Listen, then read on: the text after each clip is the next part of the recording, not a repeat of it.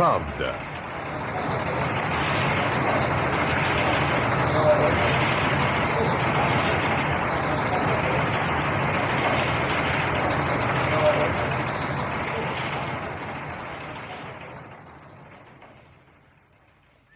Home. Back in England again. A strange, still life. Everything misty. The low, green English countryside, unchanged. In the village church, always fresh flowers on the altar. On the village green, late in the season, the wicket taking spin. The last party of summer. Oh, I'm sorry. No, I was just wanting some air. I don't think we've met. It's my first day back. I've been in California. Oh. Did you come alone? Yes, I've been eating all the gherkins. I can't find anyone in there. They're so old and dull. They are. They're so dead. Our host seems to attract all the most boring people in the Midlands. He's my father. Oh, I see. I'm sorry. No, don't apologise. I feel the same way. Oh, I think... Now I remember, we heard of you. Oh, really? Why did you come back? I wanted to be cold and wet again. I missed it. The drizzle, the arguments, the way English people whinge all the time about everything. I'd had too much optimism, too many dazzling salads. I needed some grit again. Oh, well, yes. Have you been? What? Oh, no. I work for your father, so I'm kept pretty busy. Also, I sort of fear I'd like it too much. You fear seduction? Always. And you? Should we go back in? Yes. By the way, when you say work... Yes? Work? Meaning what? I mean, what I'm saying is... To be honest, my heart is slightly sinking. Yes, I'm a journalist. Fuck. Headless murder case. Whose head is it? Six tutor says she loved me. 12 go-go dancers found in a crate at Heathrow. 12 exclusives. Arab love nest aura 22 out. Royal hairdo, cut out and keep. Gay Bishop, MPs protest. Cindy! Come on, give us something. I just have this to say. Mr. Romero and I just love the Caribbean. There is nothing between us. The president of Uruguay is just a fun person.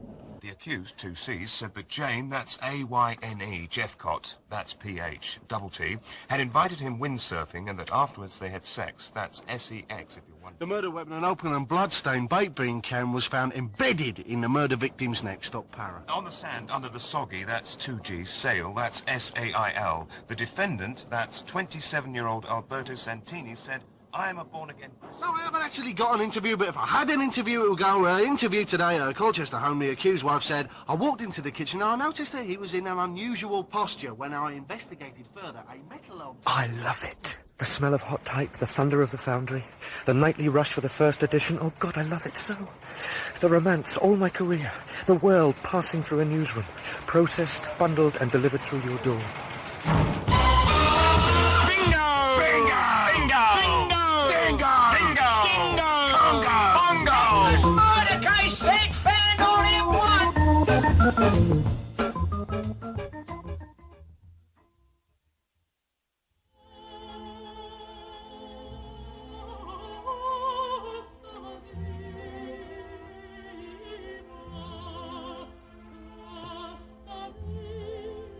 Harry? Harry?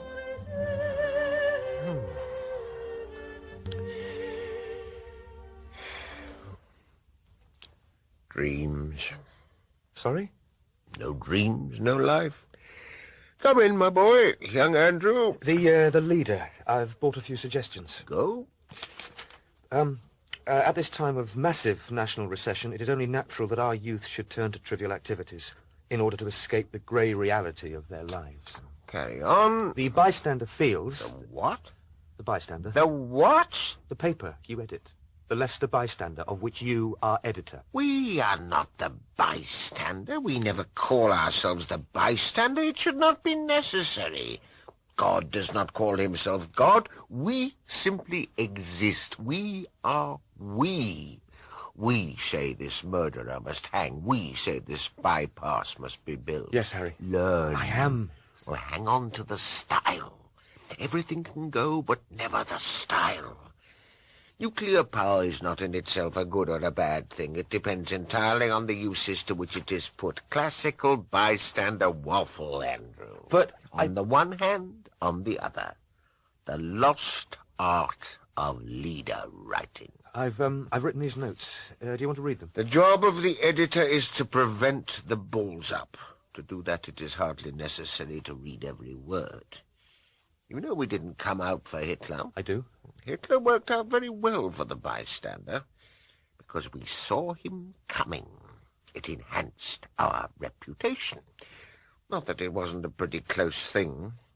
I caught this phrase, Mr. Hitler is refreshingly dynamic. Thought, oh dear, not very wise. Changed it to unnecessarily dynamic. Good evening, Hamish. Andrew, Hare. Fancy going for a drink? I'm sorry, Hamish, I borrowed your count sheet. I had an idea about layout. I don't work from a count sheet. Really?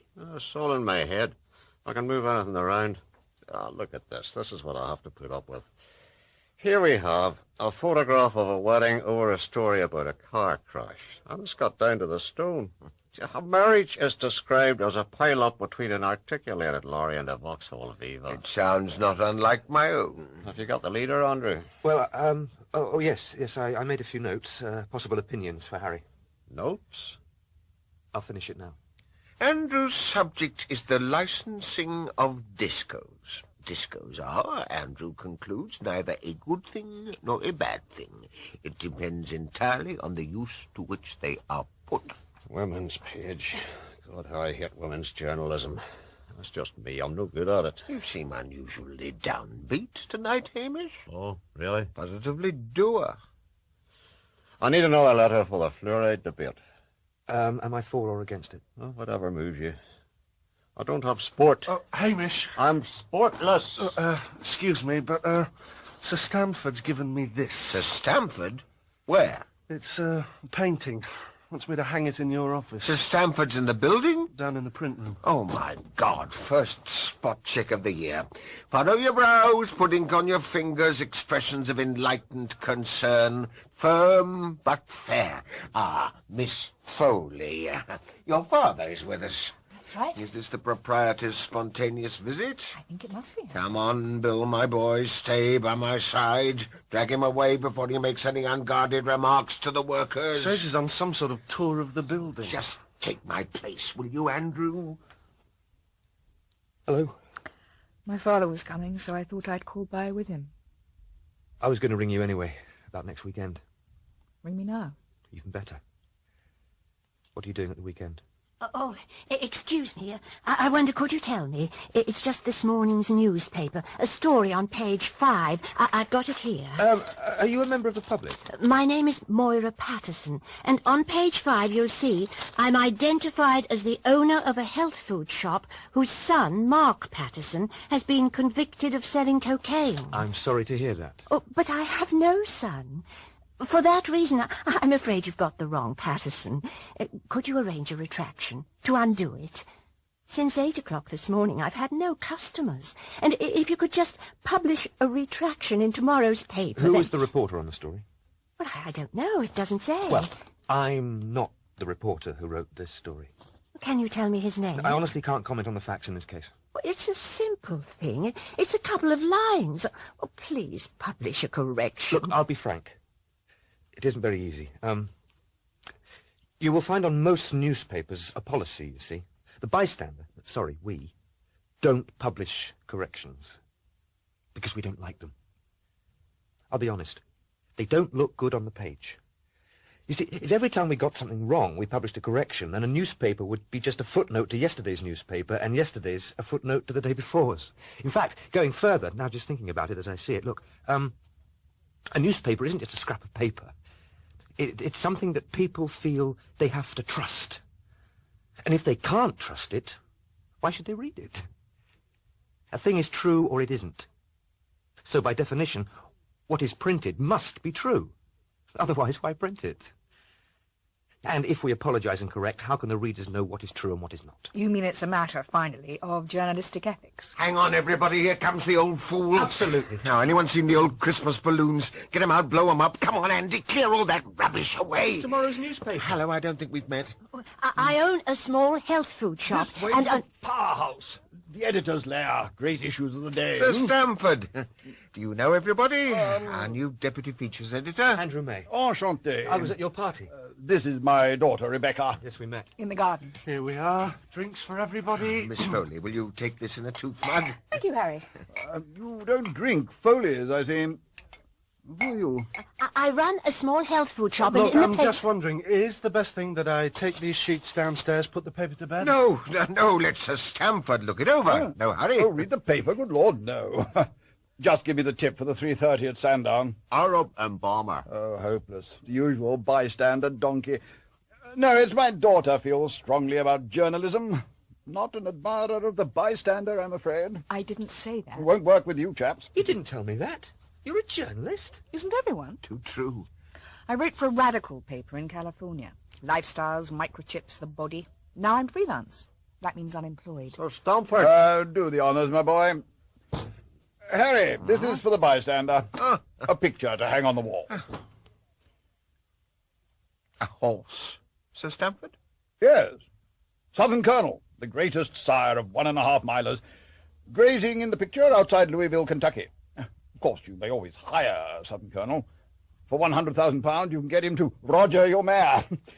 But I concluded the really smart thing would be to buy a share in him. Yes, I can see that makes sense. Dad. Oh, it's infinitely better. I mean, if he knows he's going to have more than one go at it, there's far less chance of his breaking her legs. Does he know? What's he talking about? I have been offered a share, a 1/8 share in Southern Colonel. The price is £1.5 million. I see. Short-term capital, is that what you need? Well, I am considering a sale of one of my assets. Ah, yes. Well, I'm not sure, in the interest of Foley stockholders, it any longer makes sense for us to maintain our presence in communication. Communications. Is that what we are? Harry... Well, I do have this problem. Excuse me. I've got tomorrow's paper in my hand. I need the editor's approval. It is withheld, Bill. I take it I am still the editor? Take the bloody thing. Hamish, I countermand your order. The captain will not surrender the wheel. Rebecca. I had no idea. I am rationalizing this paper.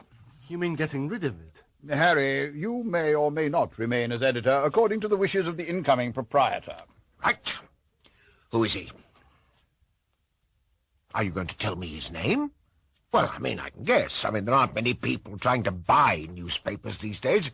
It's usually the same old three. Oh, I promise you... 3 lepers. Which one is it this time?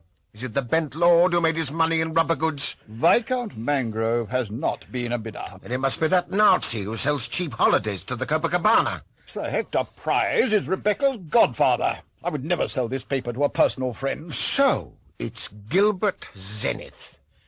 I don't mind working for crooks. I've worked for one, begging your pardon, Sir Stamford. But with Zenith, it's a physical thing. Have you ever been in a lift with him?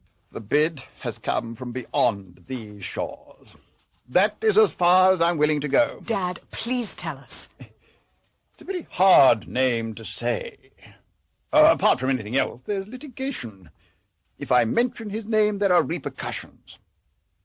After I have said his name, it is important there are no impromptu or spontaneous remarks. Any man rising, seeking to do something, to achieve in the world, is liable to attract, as we newspaper folk understand, enemies, hysteria, hatred. Now, put these thoughts from your mind. Approach this name in a positive context. It's Lambert Le Roux. Who? That's who you were lunching with. Yes, it is Lambert. I like him very much. Le Roux? Who's he? He is a man from the southern part of Africa. You mean he's South African? Well, as I said, he is South African, of impeccable liberal credentials. So he's black?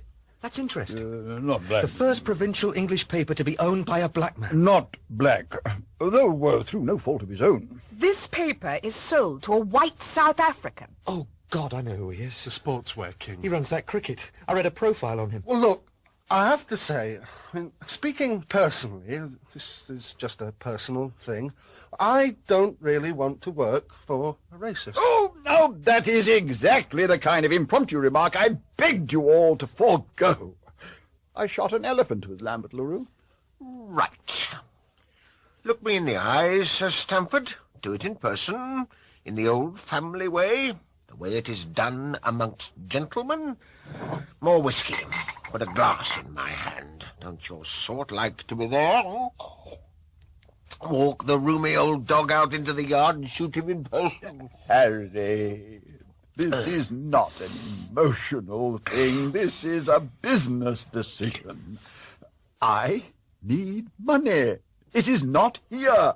It is out in the Kentucky bluegrass. And why this Le Roux? Why does he think otherwise? I mean, just the most basic thing. This paper makes a profit. Just a small one, but a profit all the same. It's as if you all want to give up, roll over, and let it all go to bits.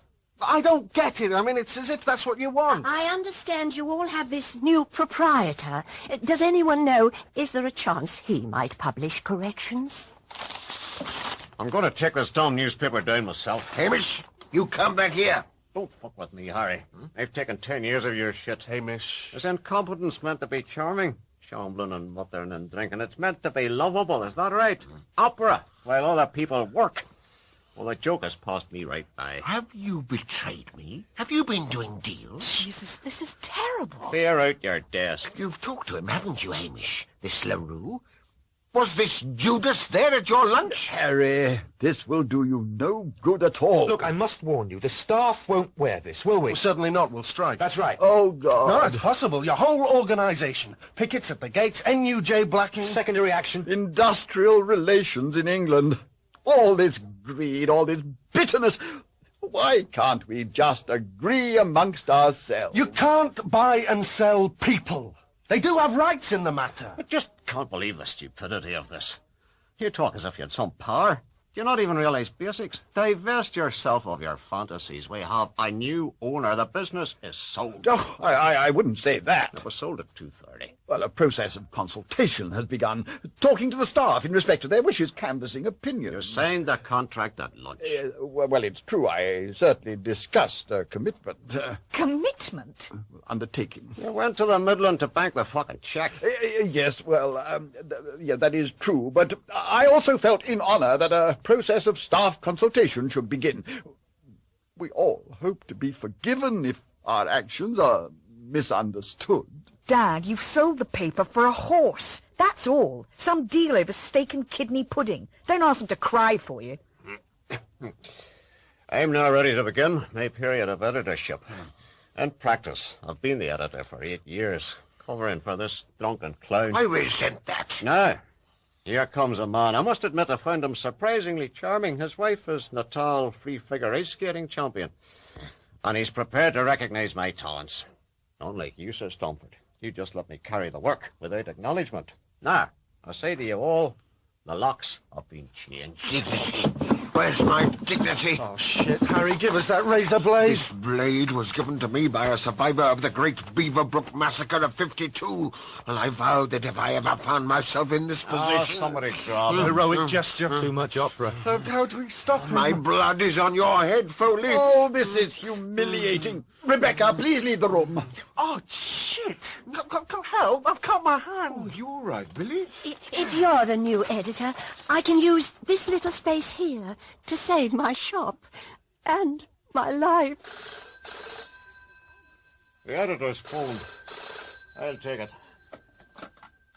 Bystander, McLennan. It's Lambert Le Roux.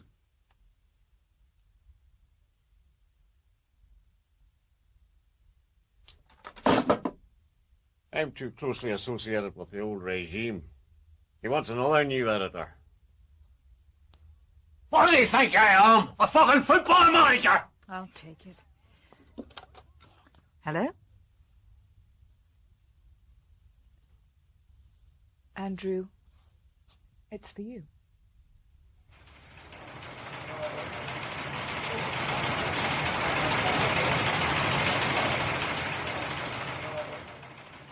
You are born into a tragic culture. Tragedy is bred in your bones. A country of almost impossible beauty. From the very moment you are born, the sadness infects you, like a mist hanging over the veldt. Jackal, giraffe, hyena, lion. The well-nigh unimaginable richness of creation is presented to you every day from the window of your speeding car, in scenes of almost postcard-like glamour. Nature is there, in front of you. Childhood, boyhood, manhood. These are special things in South Africa. The hardening of muscle, the sprouting of hair, the coming realization you were born into a divided culture.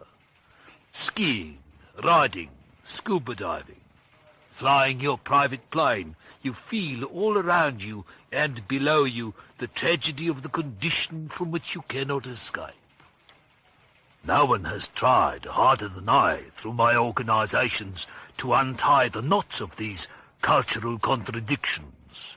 Black, white, rich, poor, us, them. But people who come from Europe bearing simplistic solutions ignore the grandeur, the scale of what we have inherited from Mother Nature herself. What I do is a natural thing. There is nothing unnatural about making money. When you are born where I was born, you do have a feeling for nature. And what I admire about nature is animals, birds, plants. They fucking get on with it and don't stand about complaining all the time.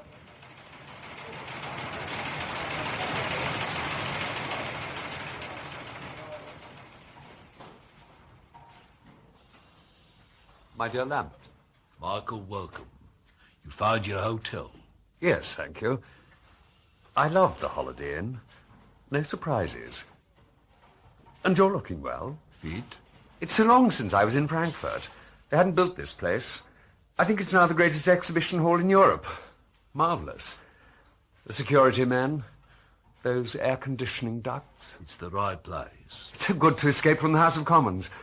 Everyone thinks MPs are always off on freebies. If only that were true. Personally, I enjoy them shamelessly. We work bloody hard. And most of what we do goes unremarked, unrewarded. Yes, it is a choice. As you say. I do have to thank you for that marvellous article. Think nothing of it. In the Daily Tide. It's a pleasure. Man of Steel. Very good picture.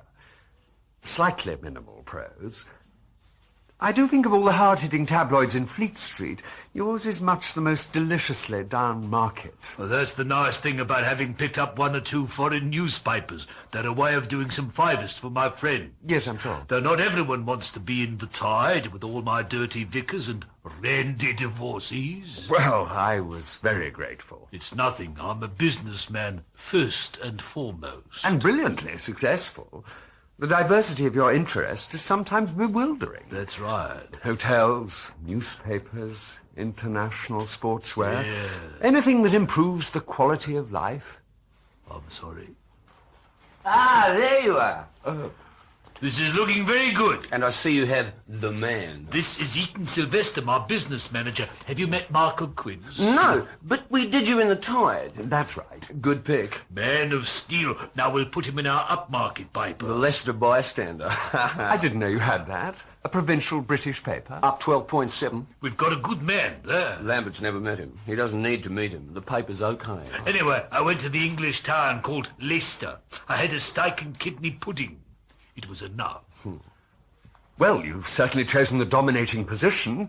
Your sportswear stand is resplendent. We're putting down a running track, sand pit. We've taken over areas 71 and 72. All of that is ours. The prime sites. Tremendous. And we're here for 6 days. Eaton is expecting to have done all significant business before the trade fair opens tomorrow. Eaton is a genius at selling. I like money passing through my hands. He knows both sides. He worked for the Australian government. I'm a naturally brilliant accountant. It's luck. When he was 23, he was number 2 on a royal commission. Into building scams on civic contracts. Who insulated the roof of the Sydney Opera House with lavatory roll? Then I realised the people I was investigating were more interesting than the people I was working for. In government service in Australia, you get a lot of low-calibre dickheads. Fuckwits. Do you have those in England? Please relax, Michael. You won't leave this place doing anything you don't want to do. None of us will. No, I know that. Good. I'm here with a completely open brief from the British Olympic Committee, with a mind to the next Olympics in Seoul 88, to award the concession for sportswear to whichever of the many competing firms, including your own, which I judge best. Like all amateur sport, we need money, and if the price is wearing some of this beautiful clothing... Yes, it is a tricky decision. Well, you must see the whole hall tomorrow. Make sure you've done the right thing. But Dennis, there you are. Goodness me. We heard a rumour you were here. You look splendid. I've been ready for a while. I'm doing a centre spread for the Tide. Photo feature on the future of English cricket. Do you know Michael Quince? I recognise you from the long room. This is D.P.P. Payne. My God, it's Dennis Payne, Essex in England. It's true. I am. Dennis was actually captain during the Great Bouncer War. Dennis kept getting hit on the head. That's right. Well, I think the umpire should have intervened. Oh, no, Dennis should have stepped out of the way. How are you finding the new gear, Dennis? It's a little too early to say. I need a good session in the nets, but my first impression is really quite favourable. Michael is here to do business for England. Ah, good. If you need Dennis, he works in the sales team. Speciality, cricket. Ah, well, that's interesting. Do you... What? No, I wondered, as an ex-captain of England, his views on the size of the flash. Go on. The size of the logo bearing your name. Its vulgarity. With the Olympics, we're dealing with national representation. The flash is ostentatiously large, quite overwhelming the red, white and blue. We'd also like a new brand name, a name that was rather less... South African? Oh, good Lord, no. I mean, yes. He's rude. For myself, I love Cavaliers, the buccaneering spirit. I feel at home with people like you. But I also have to deal with current sensibilities. And the image of British athletes running around the track advertising South African sportswear. The idea needs to be massaged. What I'm saying is, why not cut the flash down and call yourself Carruthers? Have you seen your British team running ragged-arsed, bare-bottomed round the track, all white elbows and knocked knees, wiping their snot on their vests, looking like a chain gang escaping across the moor, dropping with berry? Is that what you want, Michael? To be associated with failure? Disgraceful failure? He's got a point. Well, they won't actually win, whatever they were. There is only one criterion in life, Michael, to succeed. Like God. So what makes you think I want to kit out your team in the first place? But that's why I'm here. You invited me, you rang me up, you offered me a flight, a hotel. You get this, Dennis? The flight is yours. Have it. I will not reclaim it. Buy nothing, and you may still fly back. So I should hope. People say it is you who are the racialist, but it is they who will not do business with me because of the country I come from. Too right. No, really, please. Is this the portfolio of his mother's personal finances? What? Every penny the old dear's got. Eaton, please. We have obtained this document from your mother's accountants, Hamstring and Dooley. We are greatly interested in your mother's holdings in the Victory. The Daily Victory? Acquiring it. Oh, I know what you will tell me. The Daily Victory is one small part of your country that you all say will never be for sale. An Everest of probity, unscalable. The only newspaper with England on its masthead. An institution like Buckingham Palace, the Tower of London, and your 2 Houses of Parliament. And as dismal and dreary a read as it is possible for your humanity to contrive. It's true, it isn't very good. Your mother owns 21% of the shares. I don't understand. If you want to acquire stock, go and talk to her. It is often hard to speak clearly to Dame Elsa. Oh. Your mother is a very remarkable woman, a great humanitarian and an ornithologist, as you know. Yes. My wife has visited her park in Suffolk with our 2 children, seen your mother's very happy birds. But she is often inaccessible. Her mind is often drifting between one thing and another. Incoherent, senile. I gather from what you're saying you've already offered for her shares. Yes, Dame Elsa seems not to realise the potential of her shareholdings. Her mind is always on young ospreys and their eggs. Oh, God, is there nowhere to sit down? Dame Elsa's stock and we own 53% of the shares. Control. Yes, but you What? can just buy a piece of England. You're South African. We have the England cricket captain. That's right. Just like that. There are trustees with a veto on ownership. Do you suppose they'll ever let you in? But what if they did, and you were the man who would help me? Some backbench lobbying, the right word here and there. You've not much to lose. And if we succeed, a friendly victory will assist your career. I see. As a politician, not even a politician, no longer a politician, with the daily victory behind you. A statesman. Get him a seat. The press and politicians. A delicate relationship. Too close and danger ensues. Too far apart, and democracy itself cannot function. There must be an essential exchange of information. Creative leaks, a discreet lunch, interchange in lobby. The art of the unattributable telephone call late at night, a source close to the Prime Minister, meaning the Prime Minister. Yes. Yes, this mutual relationship is a good thing. And if it can be made concrete, formalized by an actual commercial arrangement, if I, for instance, were to offer you my private skill and influence, and in return you were to guarantee me access to your newspapers, if the channels of free expression were to be channeled in my direction, if Man of Steel were to be a regular feature, a column written by myself, by me, then democracy would be safeguarded, and we would have a very satisfactory deal. How soon can you speak to your mother? How soon do you want me to speak to my mother? In the next 36 hours. Fine.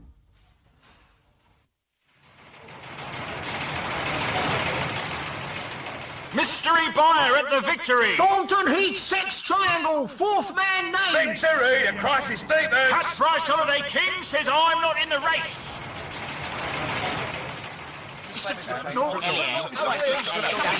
Ladies and gentlemen, please.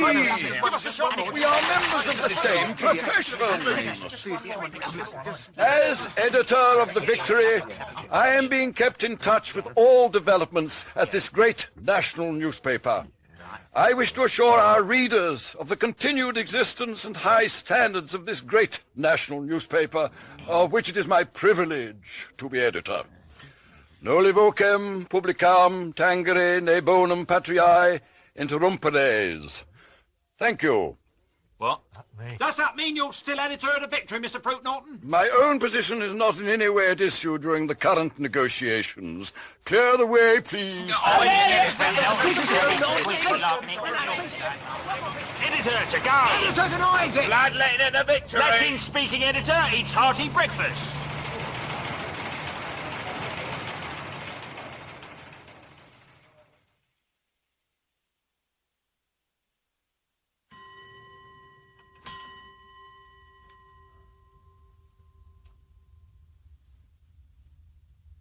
My God. This is it.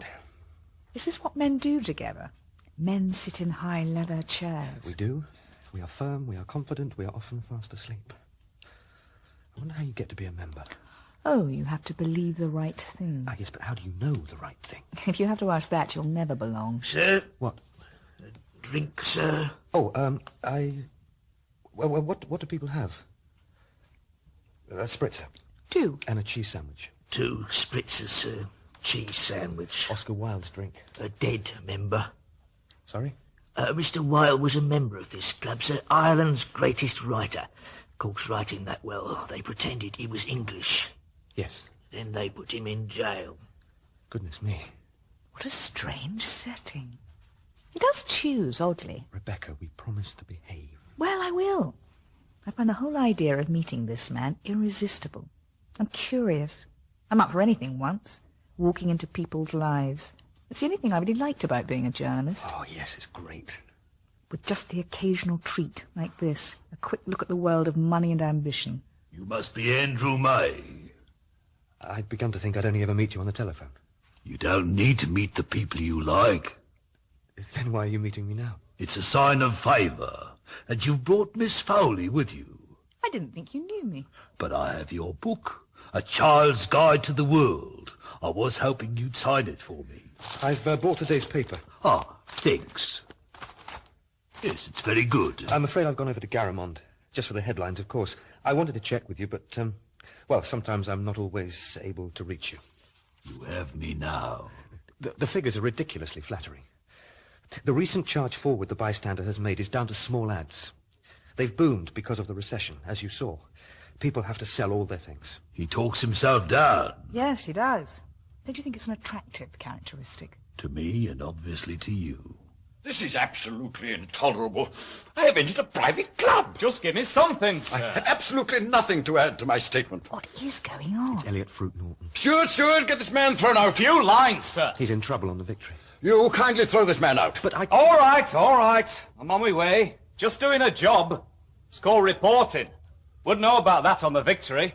Too busy making up Latin quips and jokes about golf. The insufferable impertinence of journalists. Sir? Is there nowhere private anymore? 2 spritzers, cheese sandwich. Do you want a drink, sir? Do you have any idea who the bidder for the Victory is? No, I won't have a drink. My God.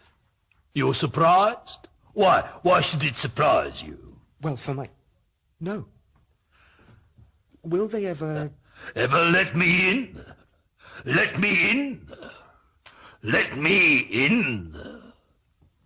Moral feelings, they pass. A second, what are they? Little chemical drops in the brain. A vague feeling of unease, like indigestion. A physical mood, too much dinner. Oh, I have a feeling. Then in the morning, it's gone. You're there, you're the owner, you are a fact. People adjust. The unthinkable yesterday becomes the way of things. New moral attitudes, new indigestion. It all passes. Pass and move on. What's that you're drinking? Spritzer. Ah, it's too early for me. Lambert, we're going to have to talk before the meeting. Do you want us to go? I'm seeing the trustees at 12 o'clock. Well, if you... Their books are in the most incredible mess. You only got them at 6:30 this morning. We've never been told the extent of the damage. Look, there's 3 kinds of ink on every page. When we made our bid, we didn't know the scale of the losses. Have you already bought it? Oh, no. It's losing $1 million a week. Well, then they'll be all the more keen to sell it. This newspaper that nobody reads, whose circulation is spiralling downwards, that everyone says is as important as marmalade, is losing $50 million a year. Yeah, all right. Do you want to look at these books? No, not now. The trustees are coming. I've hired this famous room for a meeting. Andrew, I'd like you to stay. They're meeting to judge my suitability to be proprietor of the Victory. In its highest traditions, you understand. I need a character reference, and you know me better than anyone else in this country. He only met you today. The chairman seems to be in favour of us. The Bishop of Putney is the one who's going mad. Greetings, sinners, greetings. My Lord Bishop. Andrew, I want you to be editor of the Victory. My lord. Do you two know each other? Hello, I'm Putney. My Lord Bishop, this is Eaton Sylvester. Hello, Bishop. How's it hanging? I will not believe this. I'm sorry. I can't shake your hand, Le Roux. I've just told him. As chairman, I hope we can do this as quickly as possible. The Victory sold to the owner of the Tide. Oh, gentlemen, please, let's not prejudge the issue. Andrew, did you hear that? Editor, me. Floodgates of filth. These are friends of mine. I see. The position is this. The shares are on offer to Mr. Le Roux's company. The sale itself cannot take place until the trustees give their blessing. The criteria plainly set down in the deeds of the trust are that the owner be, and I quote, a proper person, unquote, and that editorial independence be guaranteed. The purpose of this extraordinary meeting is to give Mr. Le Roux a formal hearing for us to make a balanced, sane, mature judgment, independent of party or personal whim. Bishop? Speaking for all the trustees, Dame Elsa is presently on Rockhall and sent via Michael her proxy vote. I have it here. This is outrageous. It's in her writing. What most worries the trustees is Mr. Le Roux's record on apartheid. Something about the English. They're always obsessed with the past. Eaton? Mr. Le Roux is no longer a South African. Goodness. We bought him one of these. What? A British passport? Just out of politeness, we thought you'd be flattered. Mr. Le Roux could choose any nationality he likes. Oh, Quince got you this from the Home Secretary. Who said that? It's not true. Be assured I went through normal channels, albeit at unusual speed. Yeah, I'd say. I am 100% English. No trace of my origins remain. But that doesn't mean... What? I mean, you're technically English. But if you remember, the Free Council of Churches once published a report about conditions for workers in South Africa, and your factories were not exempted. Black worked beside Indian to generate wealth. Anyway, what are you suggesting? That I would persecute black journalists? Are there any black journalists on the Victory? Eliot, you'd know. No, well, I'm not precisely at this moment. There you are. The problem doesn't arise. But no, hang about. I do hate this negative carping line of questions. Yes, I agree. I am not questioning, I am stating. Lambert Le Roux is not a proper person. And what alternative would you suggest? This is not entirely relevant. As Lord Silk very well knows, we are in the midst of forming a cooperative. Oh, God. Some of the most senior and experienced journalists on the Victory, a number of them fellows of All Souls, who have decided the time has come to take their lives into their own hands. I see. This is a very interesting development. Have you heard this, Eaton? Kindergarten. A lot of journos have still got their willies in their hands. Well, I must admit it had me somewhat confused. Mr. Fruit Norton, you, surely, an apostle of free enterprise. Under your editorship, the Victory has hardly blazed a trail for workers' control. No, On the contrary, the market has been celebrated. I've read your editorials. Healthy competition, stripped down, tooth and claw. Why this sudden conversion to communistical socialism? This is hardly the... What says ISD? Well, yes. Your idea, Eliot, though excellent in itself, is unlikely to appeal to the parent company ISD, who are, after all, the owners of the Victory. We here are only the trust whose duty is to administer the sale. That's right. International Song and Dance are themselves a classic testimony to the success of entrepreneurial vigour. They started in the 30s as a cabaret booking agency. They now make the tail end of the F-16 bomber. I think we may say a cooperative is unlikely to appeal. A new kind of cooperative. An unsocialist cooperative, unhindered by egalitarian practices. A cooperative with a small, tightly knit leadership. Gentlemen, I think we may be wasting our time. You will not own it. You have not counted on my most basic objections. This paper... Oh, is that today's time? Are we ready to say the man who produces this mulch, this pornography, should be allowed to degrade the high standards of the Victory? Bishop, please stop looking at it. Of course, I can see the people need a paper. In a sense, the tide is well made. People who cannot articulate or reason. Most people, after all. Most people that you meet on the street or on the Underground Railway who live in the prison of their own inadequacy. Plainly, they need a gay little jest every morning. And this, at least, the tide is able to offer. It may even help them to develop their reading skills. Even in the shortest sentence, one may find a noun, a verb, a predicate. Yeah, great. But I find it impossible to believe that the peddler of this ranting, nipple-ridden broadsheet should be a man of sufficient distinction to run the Victory. He does not belong to the intellectual First Division. Eliot, you're going too far. He's being bloody rude. Not rude, but confused. Surely the intellect on the paper is meant to be supplied by the editor. Well, yes, of course. Certainly, in my case. The leading first ingrates of my decade. I put the money up, that's all. But what guarantees that you won't interfere with the paper? This is important. Andrew? What? Oh, I see. Oh, well, you mean my experience? Who is this? The editor of the Leicester Bystander. My experience is that he leaves you alone. Go on. Andrew. No, I mean, looking back on the period of my editorship has been marked by a marked increase in sales. Up 12.7, thanks to my community policy, which I have been at liberty to pursue. Mr. Le Roux operates on what I think is called the arm's length principle. You are aware he is a man you are very keen to please. He is there, present in the building, without seeming to visit it at all. Any major change of policy, for instance, I removed a page of news and replaced it with small inter-community messages. Well, I at once got a telex from Mr. Le Roux in Geneva thanking me. I think it boils down to a question of trust. I can see it's important to you that these things are defined by guidelines. Exact areas of power laid down. Of course, yes. They must be in print. Agreed. Legislated, if you like.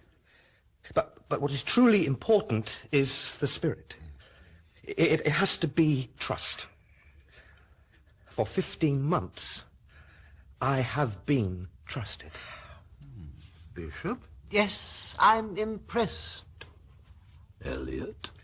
Yes, well, the boy is here. I must accept his deposition. No, it's not. It's just what I think. Given what Mr. May said, I can see that, should this sale go through, you will hardly wish to serve as my editor.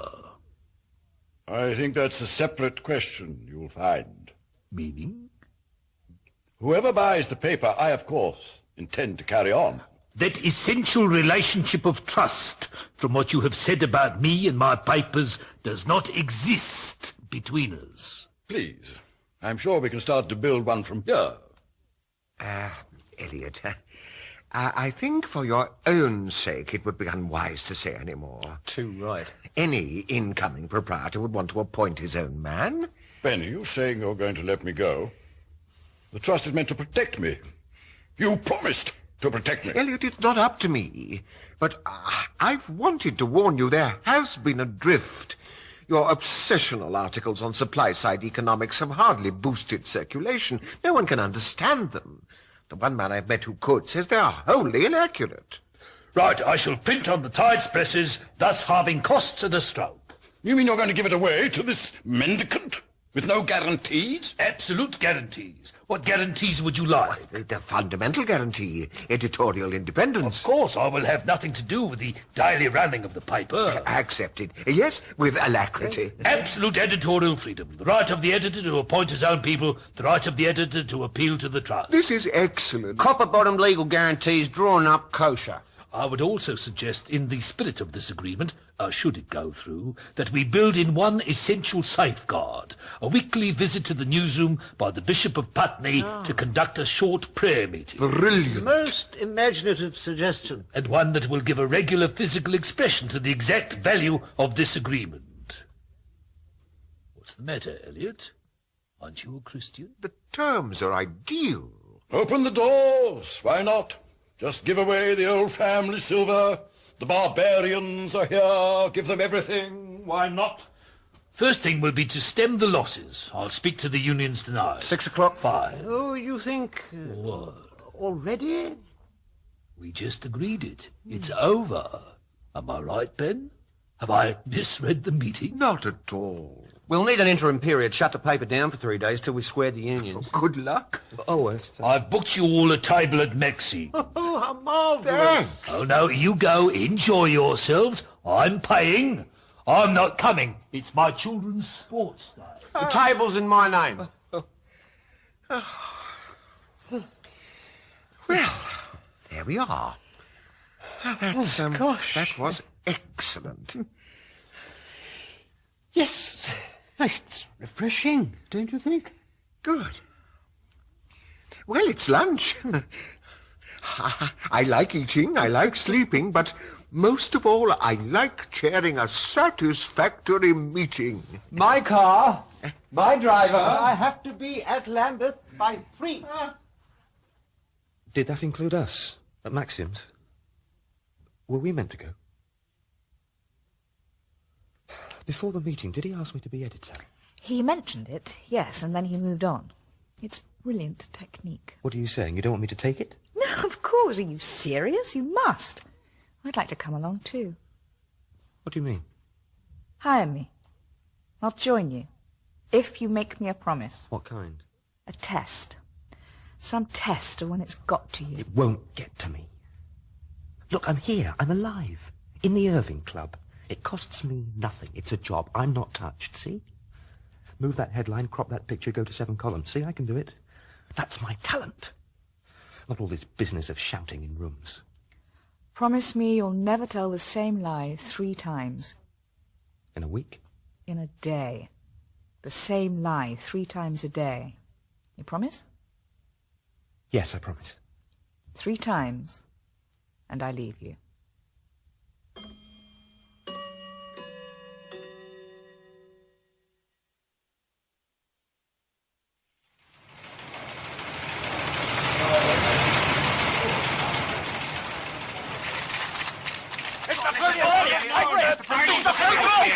What are your compensation terms, Mr. How much are you getting? Is it true they've given you a life subscription to the Victory? Please.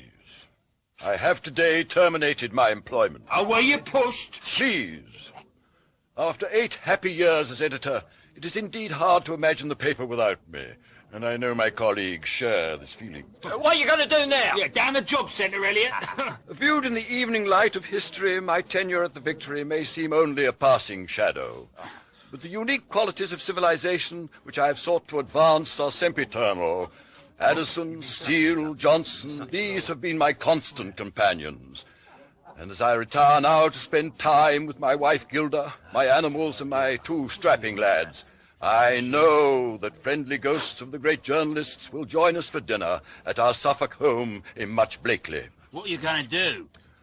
I have accepted the chairmanship of the National Greyhound Racetrack Inspection Board, a role to which I shall bring the same qualities of discrimination, balance and probity which have characterized my time at the Victory.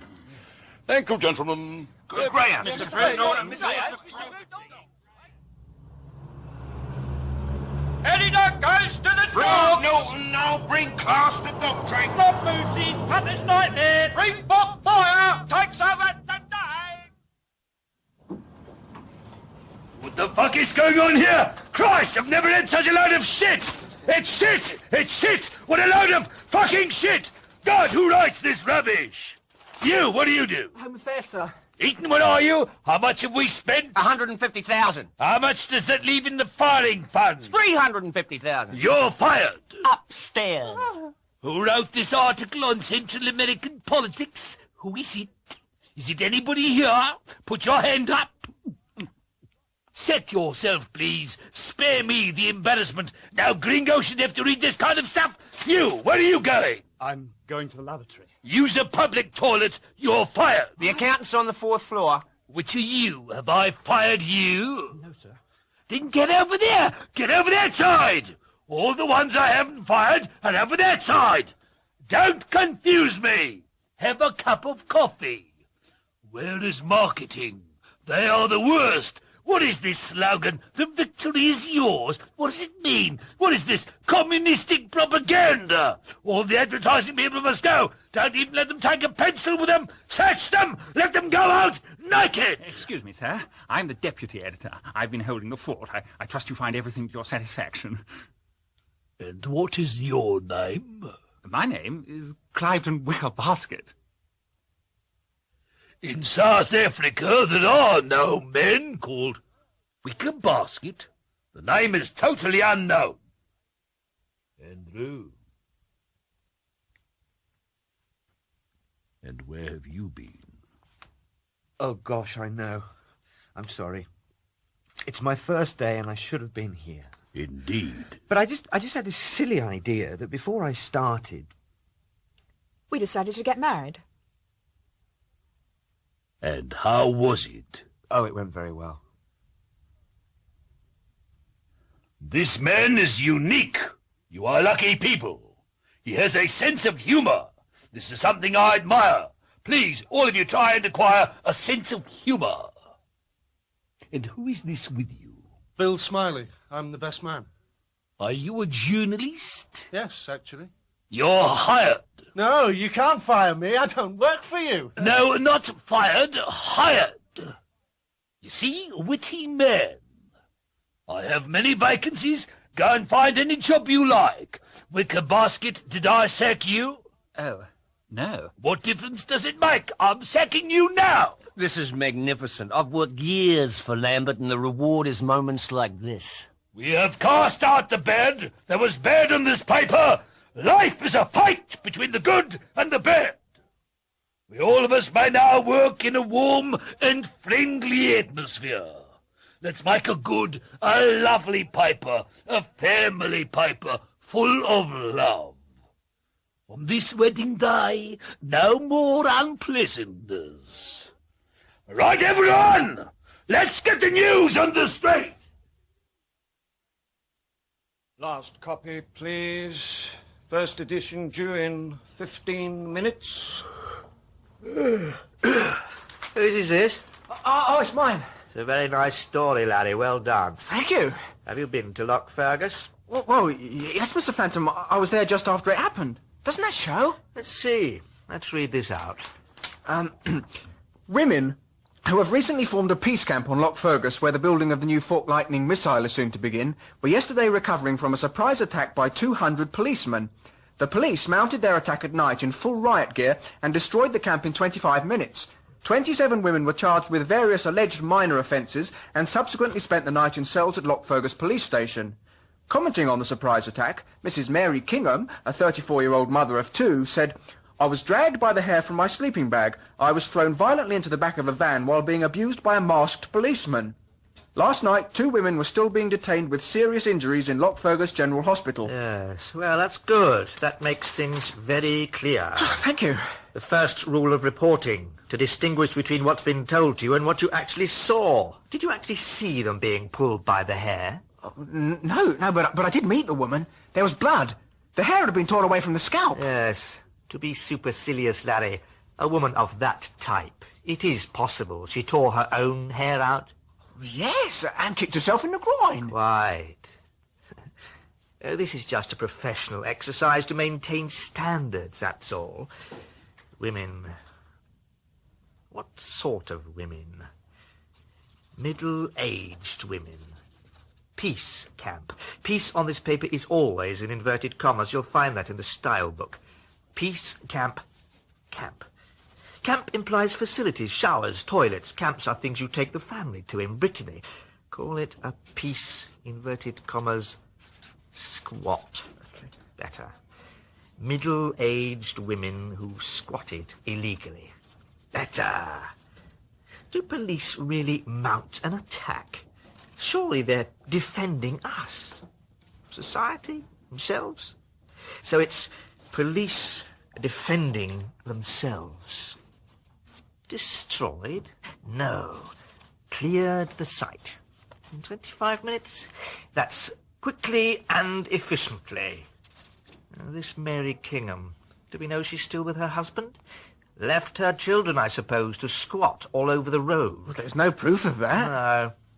Abused by a what? Quote, a masked policeman. What is this, South America, Larry? This piece is too long. OK.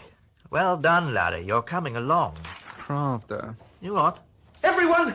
It's ours! We won it! Here it is, our golden finger! Congratulations! Golden typing finger, editor of the year! Go higher!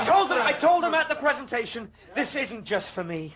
In a very real sense, this finger is for all of them. Everyone has been so warm and loyal to help me find my feet in this job. I'd just like to say, on behalf of all of us, this is the best, bloody, and most wonderful editor most of us had the privilege to slave for. And if ever a man deserved a professional gong, it's Andrew May. Right, business as usual. We won this for being a professional newspaper. Well done, everyone.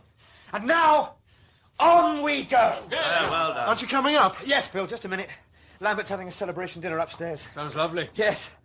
Oh, this has been such a perfect day. I rather want to see the paper to bed. We had a call from Downing Street. Oh? Oh, really? Nothing serious. Grade 3 bollocking. There was a piece in the business news yesterday.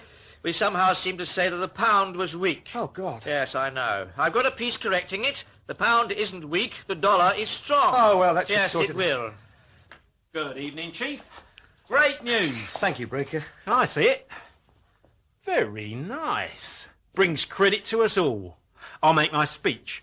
As branch secretary of the union and father of the chapel, and... You must be going up to the dinner? Too right. Wouldn't miss it. Royal guests are here. I love meeting them. I've met nearly all of them. I'm a real castle creeper.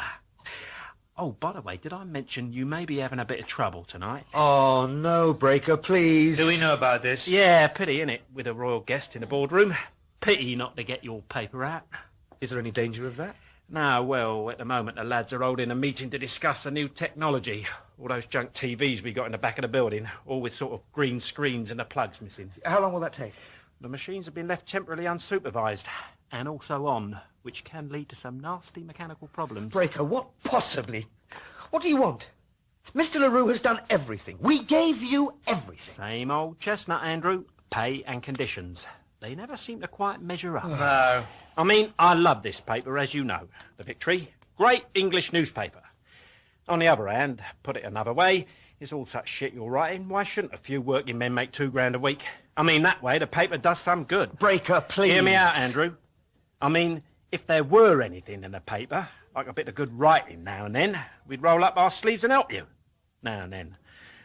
But at the moment, this is not on, eh, Doug? It's never been on, has it, Breaker? In this business, you make your own luck.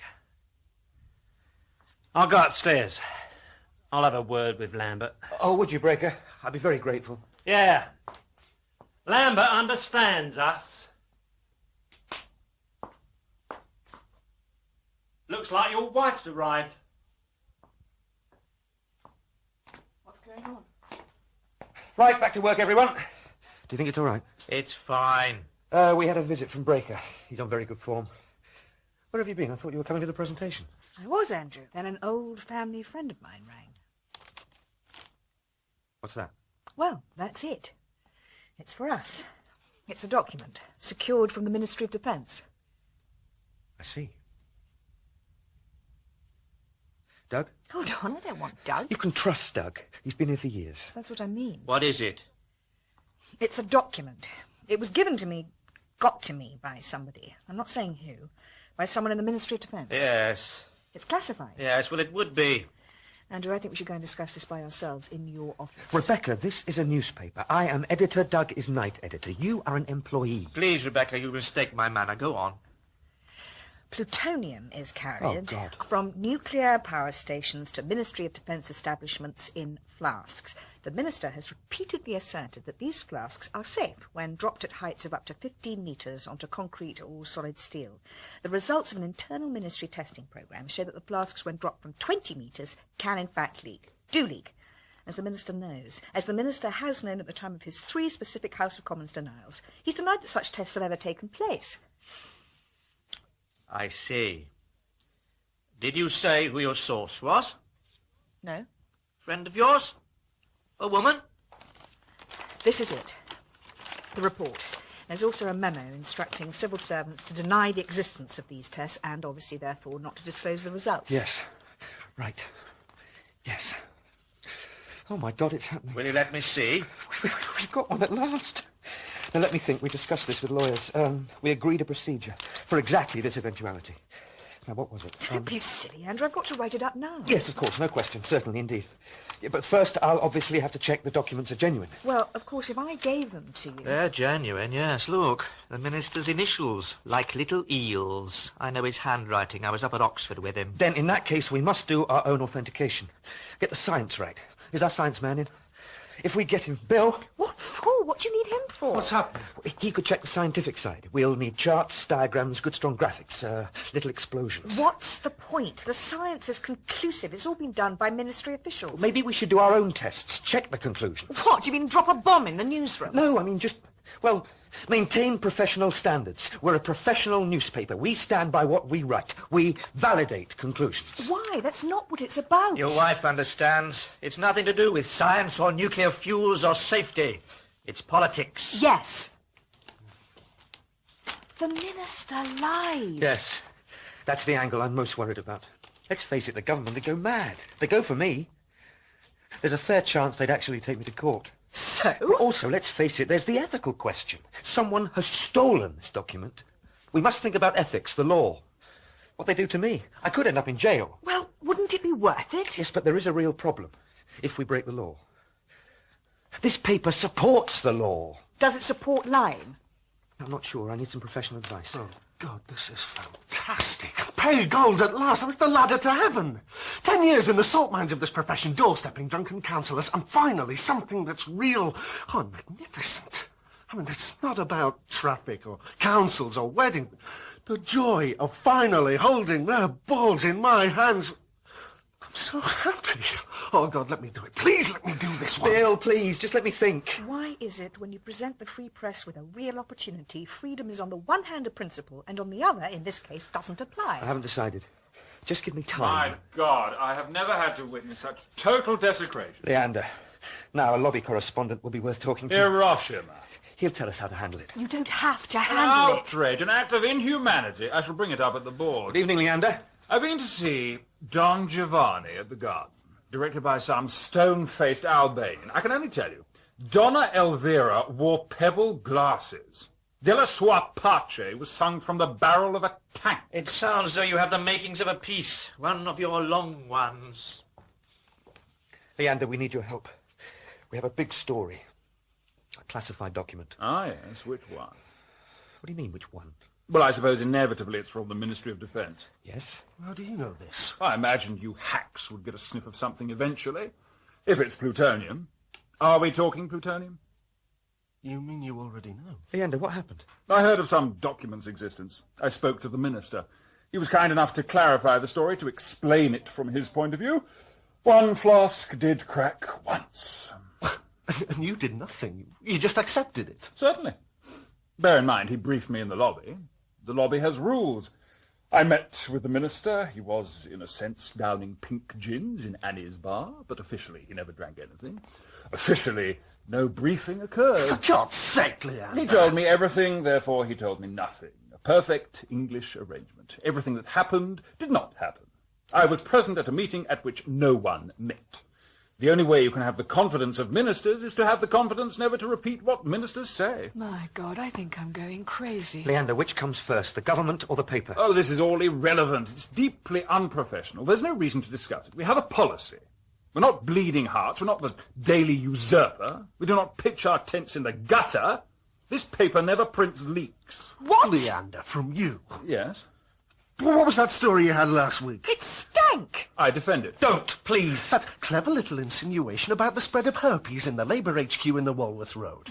That wasn't a leak. That was a government briefing. There's a difference. Yeah, of course.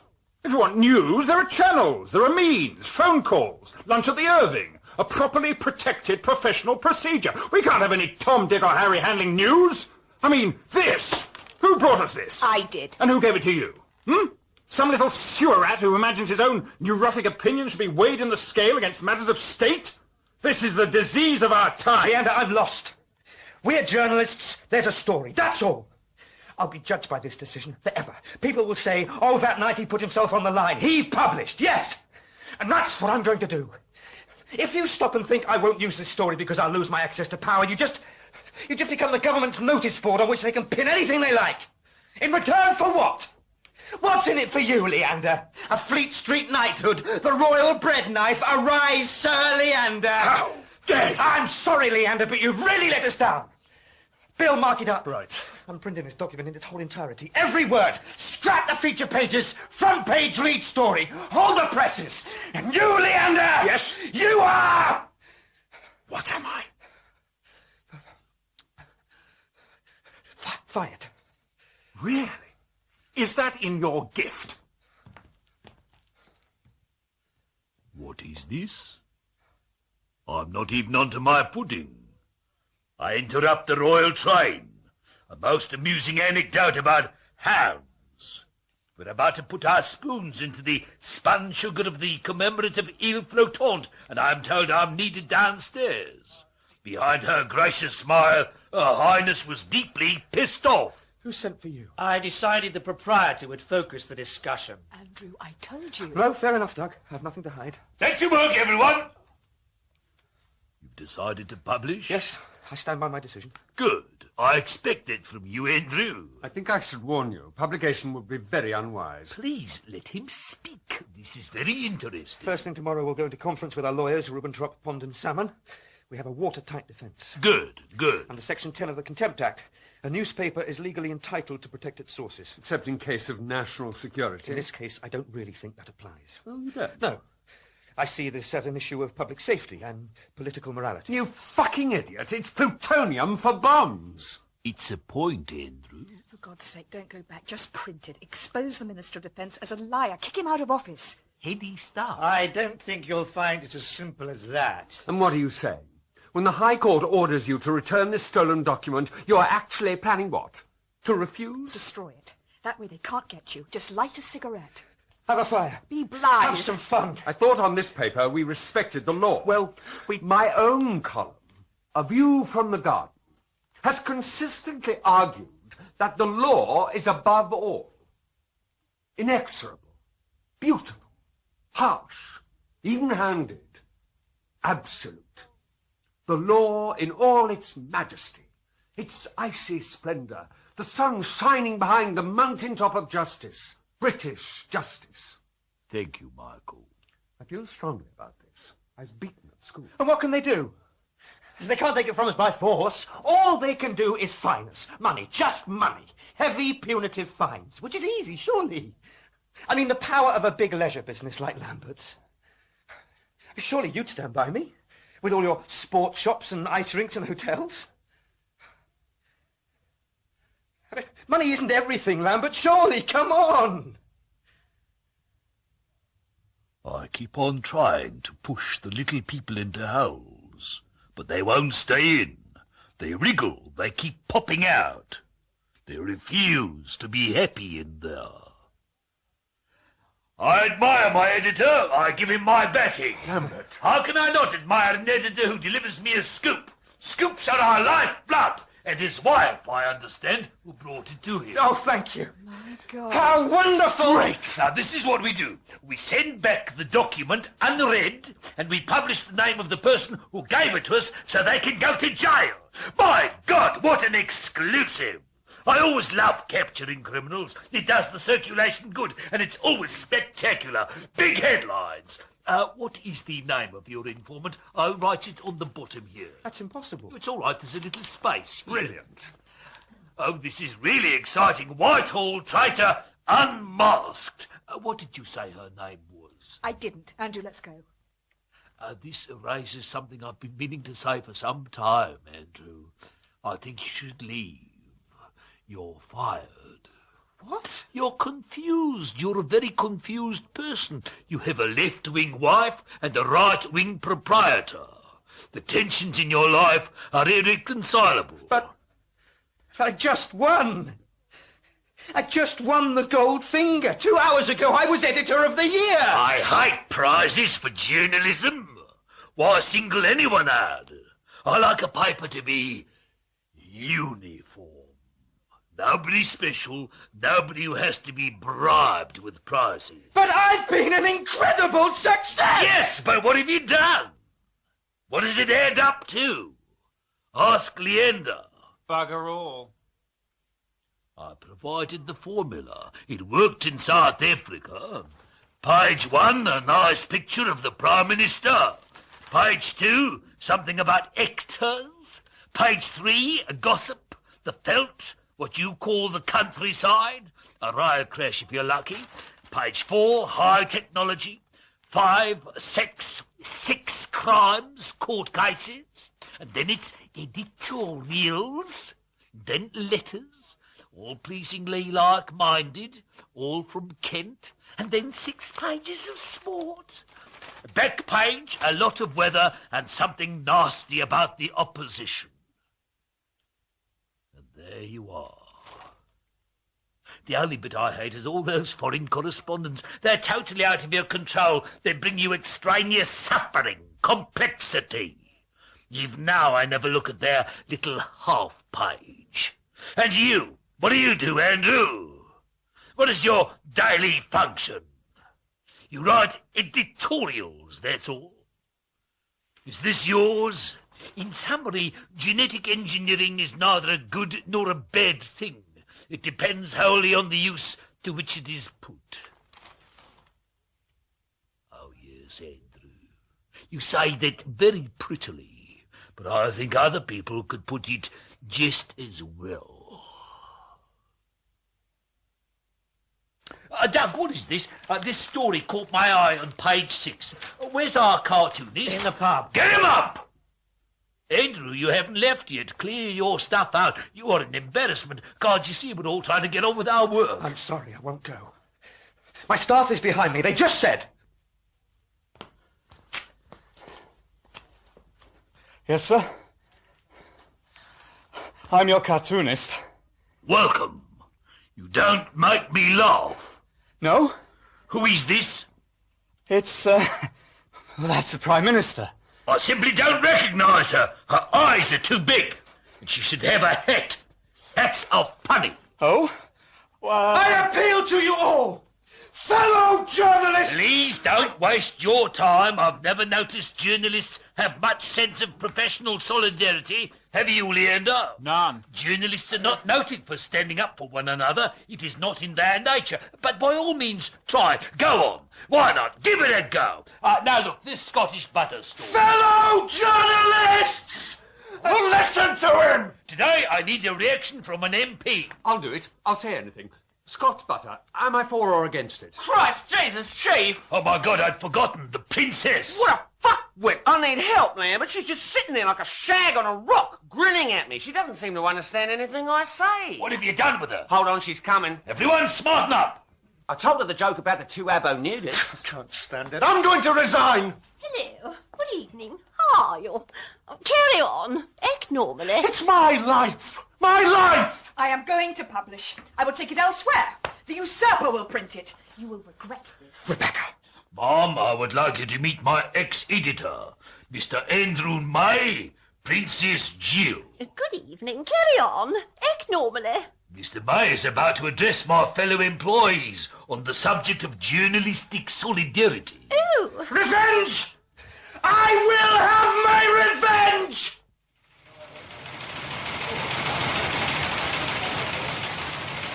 Nuclear power story. Minister denies it. Blast, the story in full, exclusive, only in the Daily Usurper. Special branch visits the Daily Usurper. Editor says I'll never give in. Editor gives in. On behalf of Backbench Opinion, I've spoken to the Minister, who at the moment, for reasons of national security, is not available to speak to you. Although off the record, I may say, if you ring this number, you will get your stories straightened. I mean amplified. The Minister emphasises that the publication of a leaked memorandum in the Daily Usurper raises no issues relating to the nuclear industry, but does, however, raise important issues of loyalty in public service. To whom is the civil service accountable? London or Moscow? Thank you, ladies and gentlemen. OK, how about shambles at Sweaty Betty's?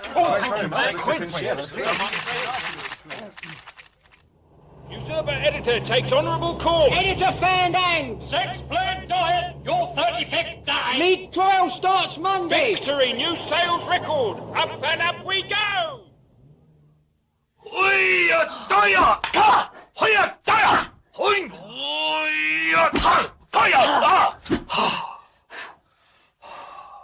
Eaton, come in. Well, this is nice, Chief. Of course, your first visit.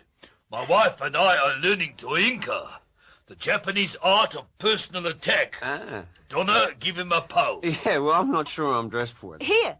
Hello, Donna. In classical Toinka, the art is to aim your blows at the kidneys. The kidney is the centre of classical Toinka. Traditionally, it is then followed by a blow to the top of the head. Look, boss, It's very straightforward. When I bring this stick down on your head, you jump to the right. Are you ready? Well, no. He's getting very good at it. It's true. It is a hobby. I have to do something in private. Yeah, I like paragliding, you know, dropping out of the sky, giving someone a fright. This place is great, Chief, and you've got a pool. Is this the only indoor pool in Weybridge? It was Donna's idea. It connects to our swimming pool outside. She liked the idea of swimming through, reaching for a glass of sake and drinking it here, and then swimming back. All right. But then I had to point out to her that if she could swim through, so could anyone. Now we have a little metal grill down there. You have to hold your nose, swim down, undo the padlock, and then you're able to swim through. It's all so typical. Back home, that sort of thing isn't necessary. And now you have an electric fence around the compound with armed guards. That does it. It's all so small in this country. The houses are so close together. You can't ride a horse properly because there are houses in the way. That's what happens when you leave civilization. This is a third world country, dear. Darling, Eaton would like some raw fish. Well, yeah, I'm not sure. I wonder, can we do our business? I'll go and work. Donna is writing a thriller. She does it by the way of the Zen. They all have sexual intercourse and shoot each other. One of my companies will publish it. Back in a mo. I'm sorry, boss. I wouldn't have come if I'd known you were relaxing. Well, you're here, so you'd better speak. We must move quickly. It's Quince. I've seen him fronting for the Minister of Defence. That's right. He's the blue-eyed flying pundit. Last week he was on all 4 channels simultaneously. He takes on too many jobs. He voted himself onto the select committee to decide what engine to put in the new Viper night fighter. He also took a thumping great retainer from Harper's, the American Aero Engine people. A good firm. I respect their machine. He promised he could deliver the contract. But the Germans got it. Harper's are furious. There you are. Sushi. Here's your toothpick. Thanks very much. Harper's have tipped off the fraud squad that Quince is deeply on the fiddle. Dodgy currency transactions. Too many bank accounts. He needs 100,000, tacky this is, in a bank called Barclays. I have the account number by Tuesday. No. Look, boss. No. Well, I don't like him either. He's a pathetic little shit. He knows nothing. He's out of his class. And that dreadful column he writes in my paper, all about discipline and the custard puddings when he was wearing short trousers. Well, sure, but busted, he's useless. If we put him back together, he can go on doing us some good. Sort this one out and he'll get in the government. And? Well, I do think we need the government. Oh, yes. Don't you think? Not as much as the government needs us. No, well, obviously that's right, but I do think you should stick by your friends a bit, Lambert. Why? Quince did get you the victory after all. I like this idea that we're building a pyramid, slowly, so we have a network of contacts. Contacts? I don't have any contacts, do you? No, ditch everyone. You don't need anyone. With me, there's nobody left. I once had 1,500 people working for me in South Africa. Where are they now? Well, yeah, turnover's good. Fresh blood, of course. No, not a turnover. Everyone, all the time. Get rid of everyone. Well, yeah, but... What? I'm thinking. What? Does that include me? The great friendships are founded on mistrust. Watch lions. Distrust spices a relationship. Boss, it's we. We bought Fleet Street. We got the sales up. We worked the formula. Be careful, Eaton. I don't like the word we. When you use the word we, it's the beginning of a slippery slope. The next word you use is collective. And then it's time for you to go and live in Peking. Look, boss, I do worry, You're getting out of touch. In this room, this place, all those statues of griffins in the drive. You do have enemies. I can't say that any of them matter.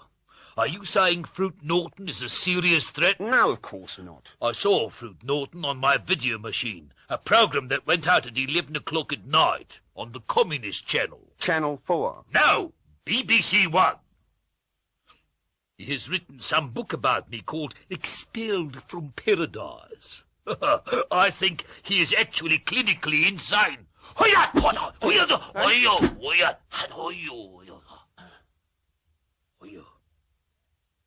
I don't know why they don't have the manhood to shoot me. I always sit with my back to the window at the Irving Club. They could get me from the street a .44 in the back of the neck. But what do? They publish books which are all reminded in foils. Well, the fact is, boss, you sack so many people, there's a club. For the ex-employees, there's a tie with little guillotines on it. Yes, I've heard. It's a compliment. There's only one who won't wear it. That's Andrew May. Andrew May. I miss him. There are so many journalists opinionated in pubs being rude about each other. Obese, fat. Every time they sit down, they have got this big lump in front of them, this great swathe of fat falling off their trousers, and then thinking they are equal of the people they're out about. But Andrew, he was different. He had a talent. So few of them do. He could make a page look sensible. And I liked him, his boyishness. He was soft, like a peach. Well, yeah, I suppose if you... Yeah. But what did he do? What's this days at the Peace Council complaining about me? It's me, Eaton. He'll never get me that way. Yeah, but I've got a whiff there's something going on. Whiff? What is this? Where have you got this whiff? Are you still friends with these people? Do you meet them in pubs? Have you been in a pub with Eliot Fruit Norton? No, Then what? What are you saying, Sylvester? Are you losing your nerve? No, it's just I've heard rumours of meetings all over the country. The dispossessed getting together. Dispossessed? What do you mean? They are the establishment. They think they have a right. They think they are England. They hate me because I am an outsider. No old boy and old chap. Well, I've broken their toys, and now there are tantrums. But none of them are manly. None of them have the courage to fight. Come out! Come out of the woodwork! Come out of your little holes! Fight me, you bastards! Fight me!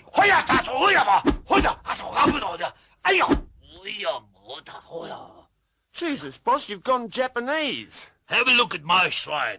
Do you see this man? Have you heard of him? Ken Yakashito. He came out of the jungle 30 years late. He did not know the war was over. He tried to kill a newsreel team when he came out. 30 years he was in there fighting this war. I will fight. Well, yeah, but you have to know what you're fighting for. Ultimately, yes. But you can have some fun on the way. For instance, that paper. What paper? The Daily Usurper. Get it. Get it for me. All right, I'll nip out. Where's your nearest... No, I don't want to read it. I want to own it. What for? There's no point. It's a liberal paper. Not after I've bought it. They haven't even got an editor since that guy topped himself. An editor who commits suicide is totally unreliable. He should never have been appointed in the first place. I shall buy the Usurper and then close it down. Boss, there's a negative side to your nature just lately. Your yang is totally flattening your yin. The minute the ground feels firm underneath you, your body dulls, grows flabby. Flabby, Eaton. That's got to stop. Oh, you haven't eaten your fish. Now he doesn't dare to. He doesn't trust me anymore. You rave about conspiracy. Well, you may join them if you choose, or you may stay and fight. Here's a loincloth, Eaton. Take your clothes off.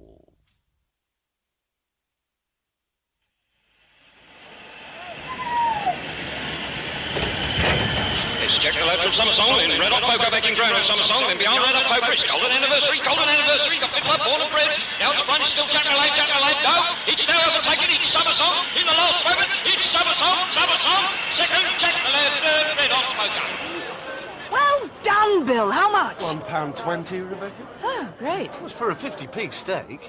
Now, there's a dog called Green Pastures in the next race. I don't understand. The lavatories are locked. Why don't you put those bloody books down, Andrew? I was hoping to read between races. Give it a break. It's all very well. This stupid magazine is now giving me 25 books a week to review. Look, Strategic Discourses by Hiram Mountjoy Jr. of the American Institute for the Study of World Disorder. Oh, Andrew, you're wasting your time. I know. You wouldn't need to do all that stuff if you accepted your redundancy terms. I can't. It's a principle. I can't accept. Take the money. Why not? I've tried to tell him. I can't. It's a matter of pride. He's got to pay me properly or not at all. A real golden handshake. £200,000 to humiliate him. Andrew, you're being sued by your access card. Don't worry, I can hang on. It just drives me crazy looking at these papers. Look at this story. It's so badly done. Well, it's Herbert. It's got Herbert written all over it. Why can't people dig these places up? It's as if they liked squalor. I was the journalist with the ultimate story from the Ministry of Defence. My contact, he was weak, he was old, he voted Tory, he trusted me. And I go and see him every week in jail. I know, but How can you make a distinction between any of the papers? I told him to trust the usurper, this enlightened newspaper. Weak. When the flying squad arrived, the board held out for a few weeks till the fine started. Then they handed the documents over. Nothing can be said through these things. Half the time you think, what does it matter? We don't have papers in this country anymore. Then you pick up a copy of anything, say, the Daily Snake, and you suddenly think, I'm white hot with anger. Why are these people trampling all over my mind? I walked away, I got out, I did the job and stopped. I stopped writing for the papers. I stopped reading papers. It helps. Why can't you do the same? Ah, good evening. He's here. Hi. Good evening, Eliot. Sir Michael, Rebecca, my dear. Hello, Eliot. I trust you're all enjoying the facilities. The dinner lounge is a very passable buffet du jour. We missed it. No matter. It's not long before we close it down. Oh, really? The whole track has to go. But it seems rather popular. My policy as chairman of the National Greyhound Racetrack Inspection Board is to close down all uneconomic dog tracks. I plan to concentrate all our resources on a few really tightly run, lavish dog tracks near London. I've christened these Centres for Canine Excellence. Well, you must be a really popular chap. Yes, I am. A classical education always suits one to these jobs. And a conspiracy. Yes, as you say. This place is ideal, don't you think, for our purposes? Amongst the working class, no one will see us. They are perfect camouflage. But for what? I have to tell you I am forming a consortium to bid for the Daily Usurper. The usurper? I don't believe it. My God. Oh, no. Buying the usurper? Are you sure it's for sale? There have been heavy losses. Serve them right. May they rot. I see here at this dog track a team, the bud of an idea. Michael, star columnist. Bill, features. Andrew, with your expertise, you take the senior position. Editor. A deputy editor, the day-to-day running. I shall determine grand strategy myself. A paper. God, a paper again. How will we get it? I have assembled certain senior statesmen, sound men all, like us, disinherited, who find themselves spurned by Downing Street. By hazard also victims of hurtful editorials in the Victory, a small guerrilla force of ex-prime ministers. If I mention the name of Sir Achilles Pringle... You're joking! Pringle has let it be known via a gesture that he will lend his name, his gravitas, to a truly one-nation paper. What the fuck does that mean? It means being back in work. One nation? Look around you. Think. It means more than that. It means at last a platform to express our common aversion to an individual whom I need not name, who has done us all harm, whom we may now harm greatly in return. Yes, I see. Yes. I get it. This is exciting. Yes, I do begin to see the possibilities of this. This is actually very attractive. Don't, Andrew. Please. Forget Le Roux. I must say, come on, be fair, Rebecca. We'd have 24 pages. We could fill them every day with stories about what a shit he is. I can see this idea is beginning to catch fire. Andrew. Rebecca, this is a professional discussion. Oh, is it? I thought it was more to do with spite. What do you mean? Revenge, obsession. Oh, for God's sake, what do you expect? And is that a good reason for running a paper? It isn't just that. Oh, really? Remember, 3 lies in one day. Will you forget about Le Roux? Yes. Will you? Yes. Will you? Will you please stop telling me how to live my life? How can we make sure our bid will be successful? We have someone who is willing to help, a visitor. Someone has come over to us. Who? Who is it? Who wants to join? This may be dangerous. Not if we're careful. I'm delivering a mole, deep in. He insists on deliberations being confidential. Andrew? Yes. Yes. Yes. This is a good place. You could do something with it. All it needs is a little investment. I can't believe it. I've made 200 quid. The dogs are too easy, don't you find that? There's no fun in it. You just keep on winning. Hello, Michael. Eaton. Haven't seen you for a while. No. You all look so scared. Look, I left my gun in the dashboard. Is he joking? I don't want to talk to him. Wait. What does he want from us? Lambert Le Roux has gone mad. Have you been sacked? Not yet. We get on, as ever. It's just... his days are numbered, that's all, for medical reasons. He's developing serious mental problems in his mind. He's not the full quid anymore. I guessed it.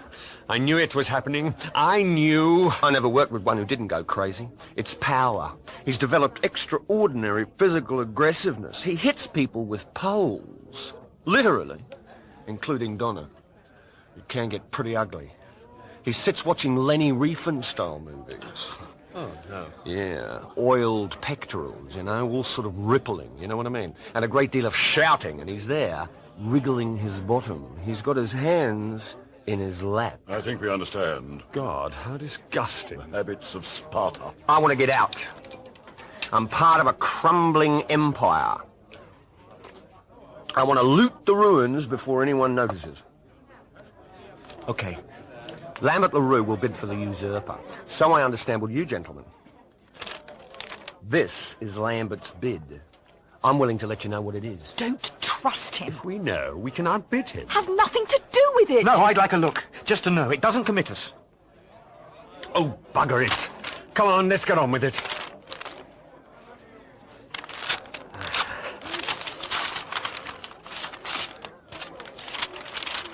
$13 million. Gosh. Can we do more than that? Pringle has a small family bank. Oh, I see. Now I understand why we want him. We have no reason to trust you. What's to say you're not deliberately misleading us? Test me. Ask me all the Le Roux questions. Do you wake up shaking with fury? I do. When you're driving, do you find yourself making up things you wish you'd said to him? Sure, all the time. You don't secretly admire him, think in a way he's got a point? No. It's a phase I went through. Has there been... What? Personal humiliation? He's totally without morality. You've spotted that. He's one of us. I'm not sure. I'd like it to be real. I hate Le Roux like the rest of you, but let's be clear. We also want to get at the government. Oh, God, I so want to hurt them as well. Well, that will be possible. After all I did for them. Now I've become an unperson. I can't even catch the Speaker's eye. Sir Denton Rudge no longer calls me in for a grilling on TV. I'll never appear again on Speak or Shut Up. I'll just sit at home shouting at the television like ordinary people. In a way, that's the worst. When I had a column on the Victory, my views had plausibility. People listened. They had to. I was given the space. Without it, I'm a loon. A flat earther. But you can have that space back. Oh, God, if I could trust you. I don't understand. What's in it for you? Money. A great deal of money. I want to see sunsets in every country in the world. I will sell you the dirt on Lambert Le Roux. Checkbook journalism. Well, normally, of course, I disapprove, but in this particular case, the national interest is involved. What sort of stuff? There's a first wife in Manila. I didn't know that. A house prisoner. Her story alone. His early days in South Africa, blood was spilt. I knew it! I always suspected it. It was inevitable. A man of that type. A foreigner. He didn't do anything himself. He hired other people. Youths with knives. We burnt down a couple of warehouses. Print my story, you'll put a bolt through his head. How much? Oh, please, not now, not the vulgar details. I can see it. The usurper. It will be a beacon shining out. That's right. Do you know, I think we've got him. It will carry analysis of the bias in Le Roux's papers. Alongside the dirt. Great. I've dreamt of this. There is such a thing as a decent journalist. I've worked alongside dozens of them and they're just never given a chance. A worthy ambition. Reinstate moral values. Yes, well, I think. Discuss contents later. First thing is... Oh, damn it, let's celebrate. We've all made mistakes. We've all trimmed. I've worked for him. But now, at last, we can found a paper that's decent and honest and will be the end of Lambert Le Roux. I'll drink to that. Waitress! Champagne, 4 bottles on ice. I want to get spiffy. Oh, God, yes. Let's get drunk. Waitress, waitress! I can't. I'm sorry. I hate him too. But if you spend your whole life fighting him, the sad thing is you become just like him. Just like him? How can you say that? We stand for something, and we need institutions. We must have the means and the courage to buy the means.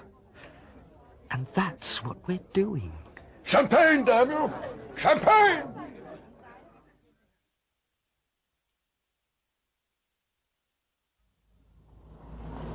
Top sale goes through. New owners for usurpers. Usurper goes straight for rival's throat. Lambert Le Roux, amazing revelation. World's most famous proprietor. Is he down and out?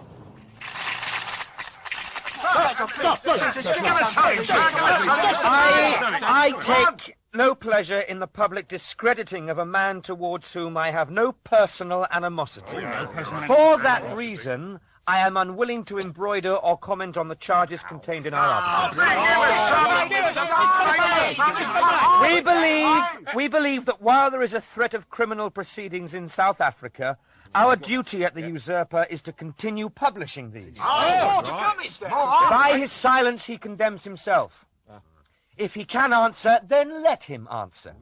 If he does not answer, then draw your own conclusions. Trying to stop his knighthood, Andy? I don't think he'll be getting one of those, do you? Le Roux shares plummet. Le Roux Empire in trouble. Where is Lambert? Lambert Le Roux, the guilty silence. I have nothing to say.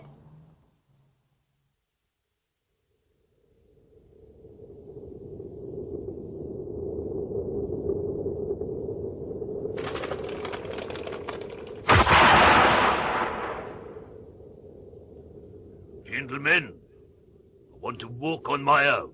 It's a long way back to the road. It's all right, I'll find my way.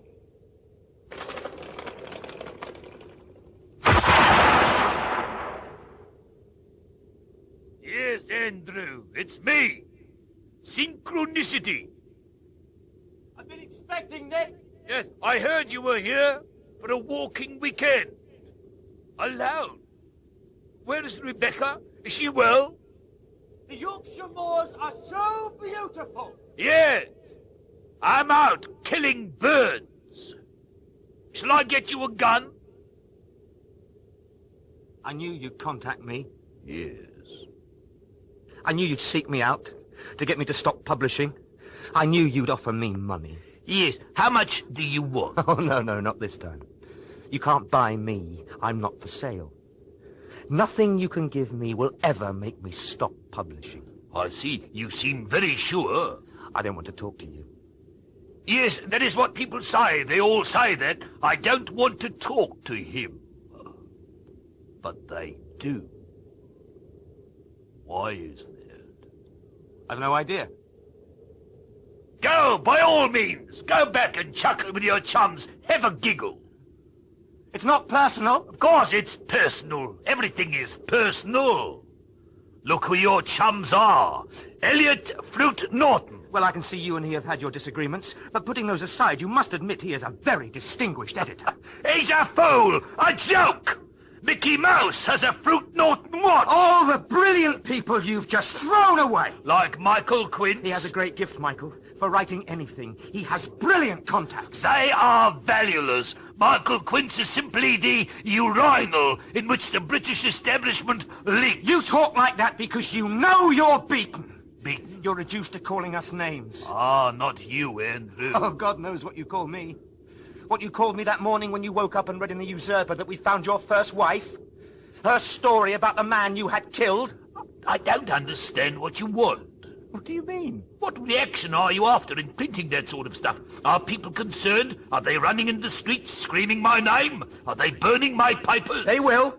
We're getting a lot of letters. 145 to 3 on our side. Oh, well, then I see which way things are going. Letters, goodness me. You are angry. I mean, you must be angry. We called you a murderer. Yes. And to what end? Well, for God's sake, to what end? What a shame you make you suffer. Suffer? We want to be rid of you, rid the whole country of you. This perpetual distortion of the truth, it has an effect. It's insidious. This contempt for balance. Facts.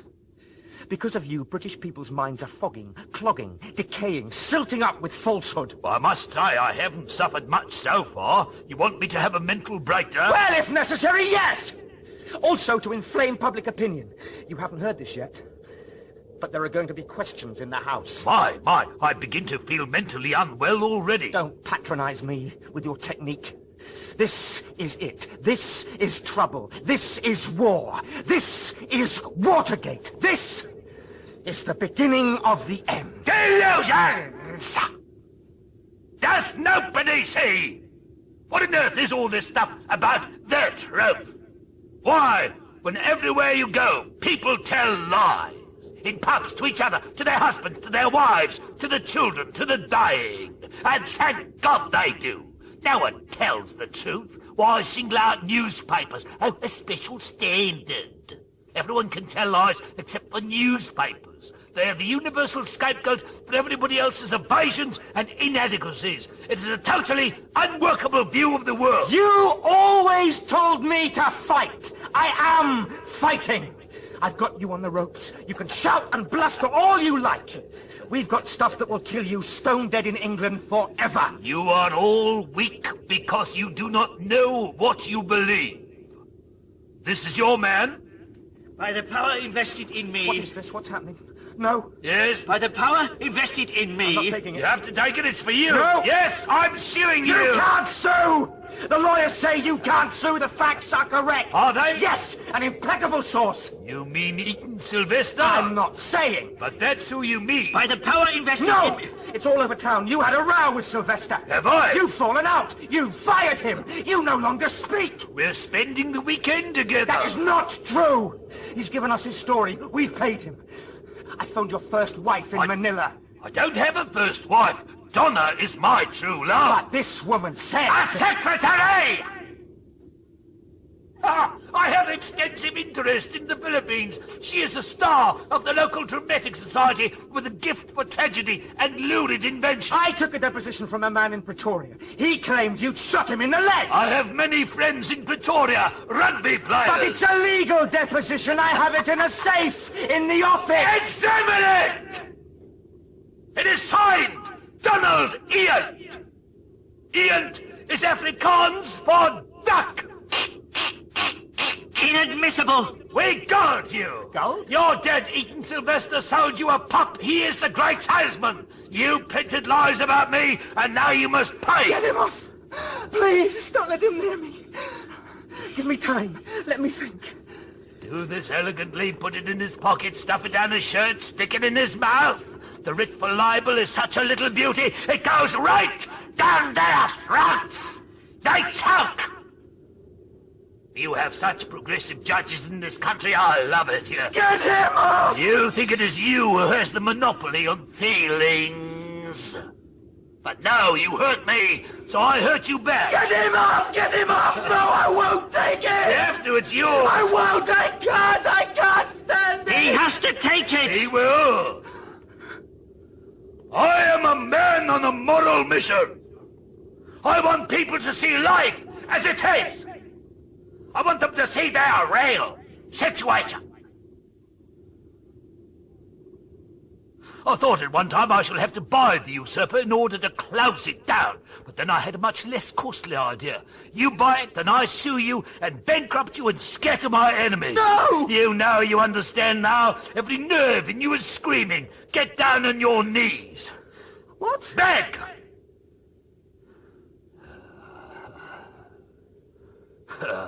Haven't you got there?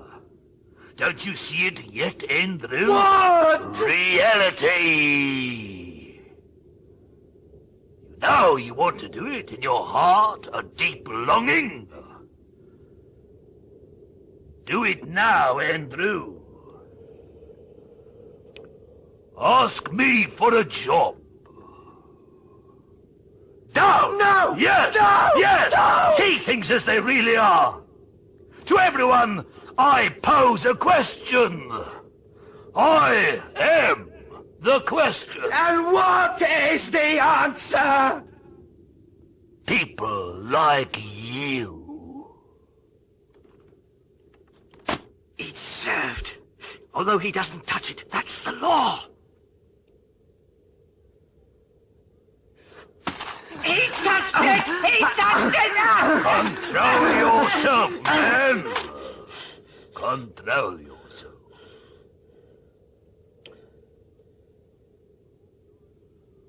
I come to this country to organize your lives. I do nothing. People fall before me as if they had been waiting. Why should I lift a gun? People disgrace themselves around me. Oh, he's not as bad as I expected. But from you alone, there is a trace of resistance. But you seem to have no idea how to use it, how to destroy. You should hit a man in the face to make his face disappear.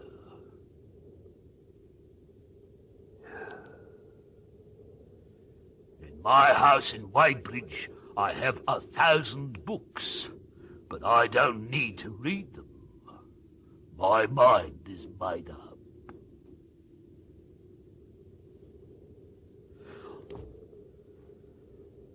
I had a hotel in Bloemfontein, just 300 bedrooms or so. And the hotel had a copying machine. On the a la carte menu they did this little drawing, chef of the day. Then I found a very witty waiter who wrote things about other hotels, about less good hotels. It became fashionable in Bloemfontein to eat in my hotel and read these little comments. And then I thought, oh, people will appreciate this more if they have to pay for it. And the menu turned into the Bloemfontein Gazette. I'm still not interested in newspapers. I like the Victory's name. I'm thinking of concessions. Victory tea towels, Victory pillowcases. Exploitation.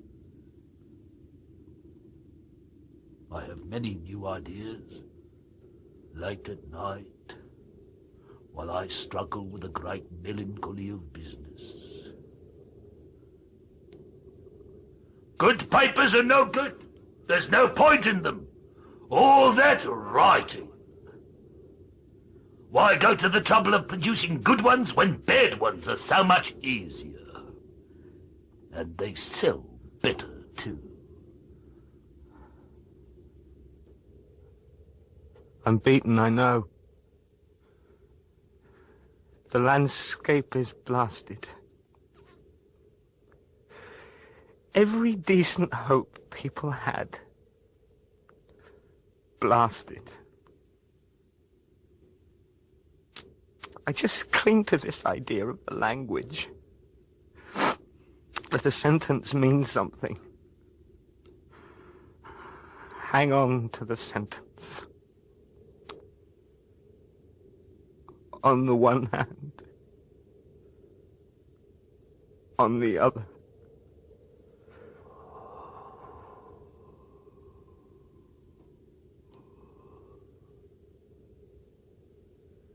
Editorial freedom. You never used it when you had it. It is fast gone. Why should you deserve freedom any more?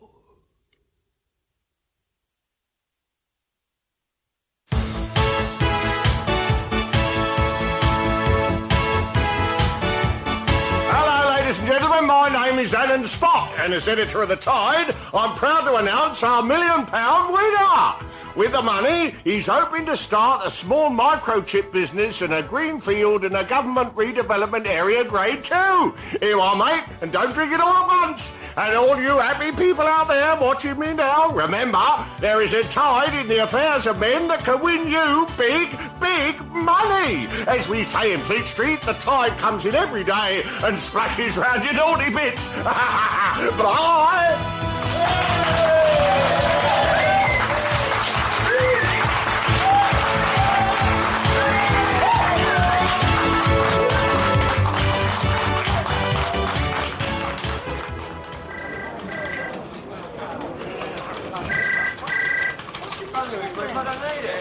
Come on, you bastards! Keep working! There! Over here! here I come, boss. This story about the talking horse. Yeah. The horse that talks to itself in Wiltshire. Yeah, it's a great story. Or is it rubbish, boss? It'd be a better story if it was a pig. 14 minutes to edition time! Oh, Jesus, oh, God, I can't talk! What do you mean, boss? Give me guidance on that one. I'm saying let's find a talking pig. Get a library picture of a pig and then sort of wiggle its mouth about. Oh, yeah, we did that on the Daily Snake. Oh, yeah. Only then it was a goldfish. Stop it! They're taking over my mind! Just asking, I mean, am I meant to be setting this up? Sure, what's wrong with it? This editorial to the Leader of Her Majesty's Opposition jumping the cars, is that it? What's the matter with it? Well, it's a bit short, ain't it, for an editorial? There's a paragraph missing. Printed in bloody great letters. Get a photo of an head in the lavatory bowl, then turn the head that way up. Oh, visual joke. Oh, that's all right then. I thought it was just extraneous abuse. Everyone, stop working! Here they come.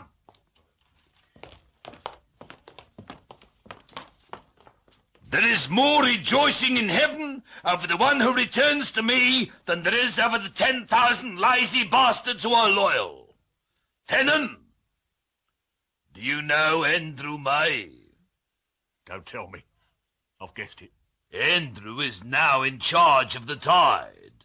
Oh, right. Everyone, we've got a new editor. Not this one, this one. Congratulations, old cock. 35 minutes to edition time. Let's get on with it. Well, what was I doing 1 minute ago when I was editor? I'll show you the big tits competition, Andrew. That's your first priority. This is his contract, Andrew May's terms of employment. I'll sign it now. No.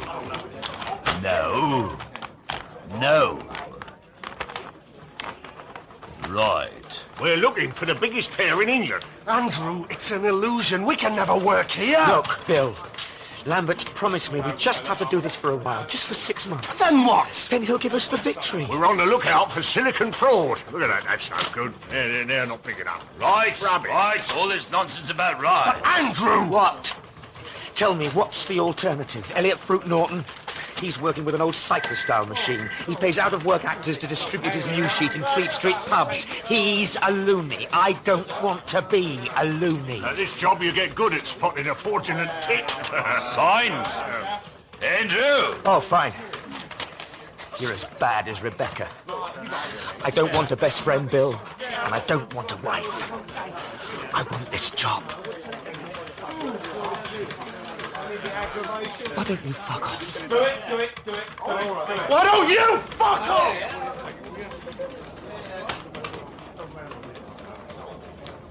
Get me the picture, editor! These tits are no good! These tits are terrible! These tits are terrible! Oh, God, I feel better. Helen! Here I come, ex-boss. I'm making you editor of the Victory. Is that a good idea? I've appointed you. Oh. Well, I'll get on over there. No need. I've decided to combine the two newsrooms. I'll cut both papers in half. Upmarket and downmarket. It's all the same stuff. You're out! You're out! You're out! You're out! And Eaton, you're out.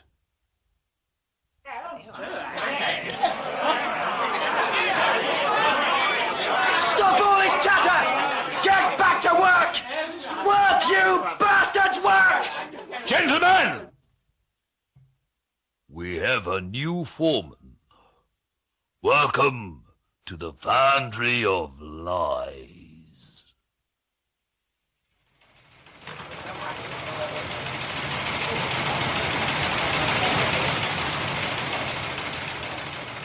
That was Pravda by Howard Brenton and David Hare, adapted for radio by Richard Wortley. The part of Lambert Le Roux was played by Anthony Hopkins, Eaton Sylvester by William Nighy, Andrew May by Robert Glenister, Rebecca Foley by Suzanne Burton, and Eliot Fruit Norton by Frederick Treves. Sir Stamford Foley, Garard Greene, Harry Morrison, David King, Bill Smiley, Stephen Tompkinson, Hamish MacLennan and the Bishop of Putney, James Greene, Moira Patterson and Princess Jill, Elizabeth Kelly, Michael Quince MP, Christopher Good, Dennis Payne and Breaker Bond, Vincent Brimble, reporter in the club and cartoonist, Christopher Barrett, Ben Silk, David King, Wicker Basket and Leander Scroop, Simon Treves, race commentator and compositor, Brian Miller, waiter, Doug Phantom and Ian Apewarden, Danny Schiller, Larry Punt, Nicholas Gilbrook, Donna LaRue, Jane Whittenshaw, Bert, Ben on Woolkway, and Hannon Spot by Michael Kilgarriff. Journalists, reporters and photographers were played by members of the cast. Technical presentation by David Greenwood, Ian Harker and Colin Guthrie. The play was directed by Richard Wortley.